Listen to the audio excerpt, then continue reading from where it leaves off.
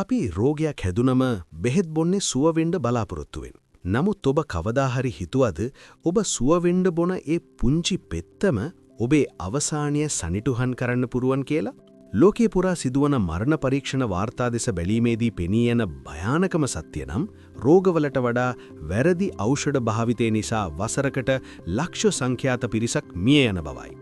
අද ලෝක යාත්‍රා තුලින් අපි සොයා යන්නේ අපේ නිවෙස්වල නිරන්තරයෙන් දකින ඖෂධ මාරාන්තික විෂ බවට පත්වන්නේ කෙසේද සහ ඒ පිටුපස ඇති විද්‍යාත්මක රහස කුමක්ද යන්නයි.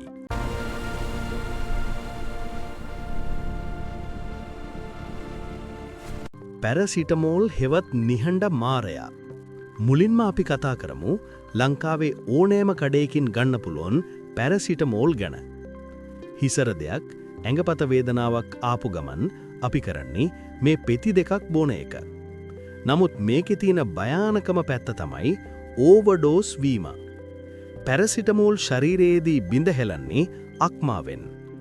මෙහිදී නිපද වෙන NAPQI නම් විෂද්‍රව්‍ය ඉවත් කිරීමට අක්මාවට ශක්තියක් තියෙනවා. නමුත් ඔබ નિયમિત මාත්‍රාව දිනකට පෙති 8කට වඩා ඉක්මවා ගියොත් අක්මාවට ඒ විෂ පාලනය කරගන්න බැරි වෙනවා.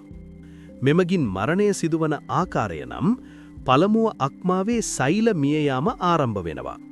මෙහි ඇති බිහිසුණුම දේ නම් අක්මාව විනාශ වී අවසන් වනතුරු රෝගියාට කිසිදු වේදනාවක් නොදැනීමයි. වසරකට බ්‍රිතාන්‍යයේ පමණක් පුද්ගලයන් 100කට වැඩි පිරිසක් නොදැනුවත්වම සිදුවන පැරසිටමෝල් විෂවීමෙන් මිය යනවා. විනාඩි කිහිපයකින් පණ යන ඇනෆිලැක්සිස්. ඇතැම් අයට බෙහෙත් විදලා විනාඩි කිහිපයකින් රෝහලේදීම මිය යන පුවත් ඔබ අසා ඇති. මෙයට ප්‍රධානම හේතුව ඇනෆිලැක්සිස් නම් තත්ත්වයයි.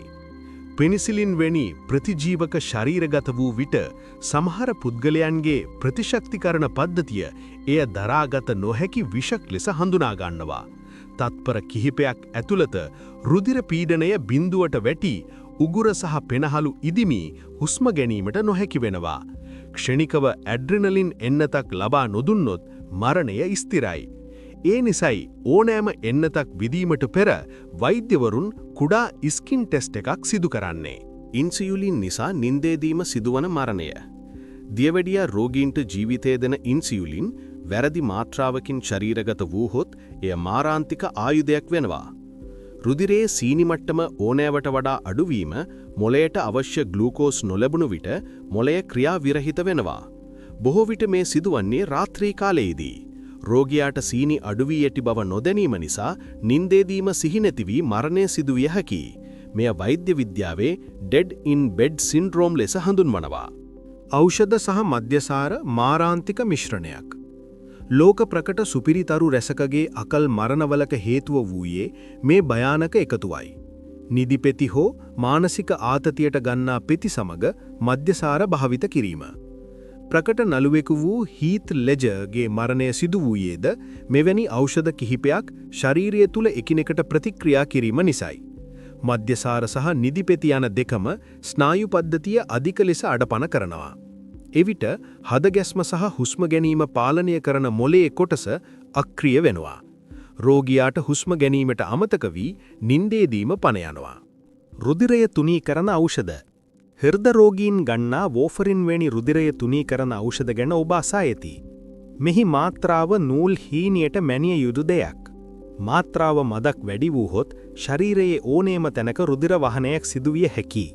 සුළු තුවාලයකදී පවා ලේ නතර නොවීම නිසා හෝ මොළයේ අභ්‍යන්තරයේ රුධිරයේ වහනය වීමෙන් මරණය සිදුවිය හැකියි. බෙහෙත් පෙත්තක් කියන්නේ සුවය ගෙන දෙන ඖෂධයක් වගේම නිසි පාලනයක් නැති වුණොත් මාරයාගේ දොරටුව විවෘත කරන යතුරක්. කිසිම විටක වෛද්‍ය උපදෙස් රහිතව ඖෂධ භාවිත කරන්න එපා. අද ලෝක යාත්‍රා තුලින් අපි ගෙනාවු මේ කරුණු ඔබේ ජීවිතයට හෝ ඔබ ආදරය කරන කෙනෙකුගේ ජීවිතයට වැදගත් වේවි. ඉතින් මේ වීඩියෝ එක ගැන ඔබේ අදහස කුමක්ද? ඒ ගැන කමෙන්ට් එකක් පළ කිරීම ඔබට බාරයි. වීඩියෝ එක හොඳ නම් ලයික් කරන්න. තව කෙනෙකුට බලන්න ෂෙයා කරන්න තමතක් කරන්න එපා. මෙවැනි තවත් වීඩියෝ එකකින් හමු වීමේ බලාපොරොත්තුවෙන් මේ වීඩියෝ එකෙන් ඔබෙන් සමුගන්නවා. ඔබට සුබ දවසක්. ජය වේවා.